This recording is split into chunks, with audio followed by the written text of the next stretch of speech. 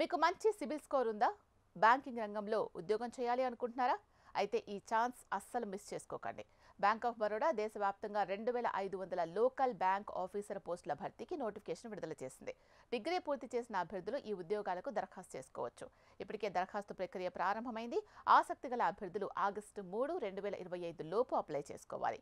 మరి దీనికి ఎవరు అర్హులు అంటే, ఈ పోస్టులకు అప్లై చేయాలంటే గుర్తింపు పొందిన యూనివర్సిటీ లేదా ఇన్స్టిట్యూట్ నుంచి ఏదైనా విభాగంలో డిగ్రీ పూర్తి చేసి ఉండాలి.